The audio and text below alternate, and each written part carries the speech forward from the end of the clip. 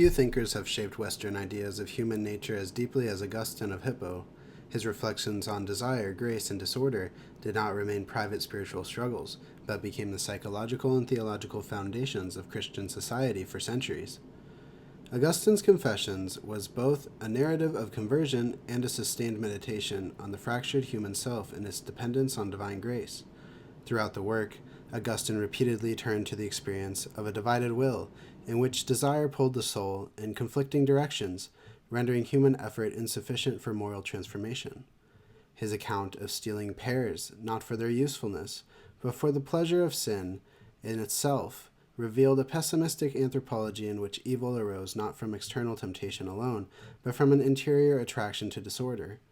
Even as humans are infants, Augustine located the seeds of corruption already present, suggesting that fallen human nature preceded conscious moral choice. What emerged was a vision of the self as fundamentally unstable, incapable of healing itself without divine intervention. This anthropology was inseparable from Augustine's understanding of grace as something that permeated social relationships rather than arriving solely through private, mystical experience. Divine speech consistently appeared through human voices, through Monica's counsel, Ambrose's preaching, the words of Scripture encountered at decisive moments, and even chance encounters that suddenly illuminated truth.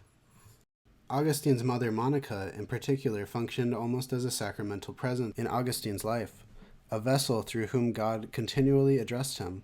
When Augustine admitted that scorning his mother was equivalent to scorning God, or described her voice as though it came from heaven, providence appeared embedded within human community.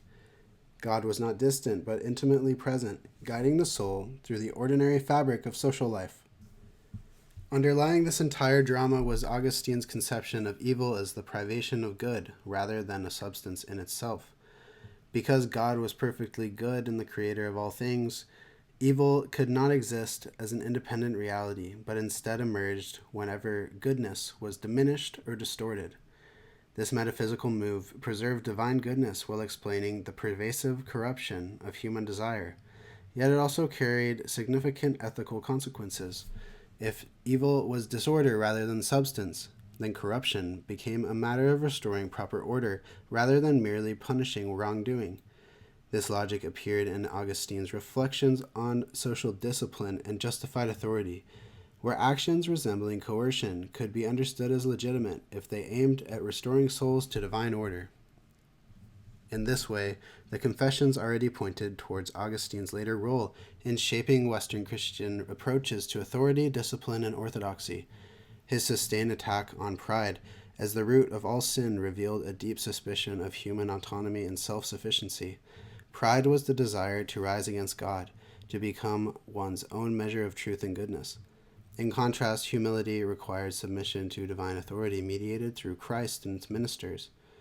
Although the Donatist controversy did not yet appear in the Confessions, the theological framework Augustine developed there laid the groundwork for his later insistence that sacraments derived their power from God rather than from priestly moral purity, reinforcing an institutional vision of grace and spiritual authority. What is striking is how psychological insight, metaphysics, and social theology merge seamlessly in Augustine's thought. Desire functioned not merely as a personal weakness, but as a destabilizing force that threatened social harmony. Grace operated not only as interior gift, but as a mechanism through which God governed human relationships. Pride was both a spiritual vice and the seed of political disorder.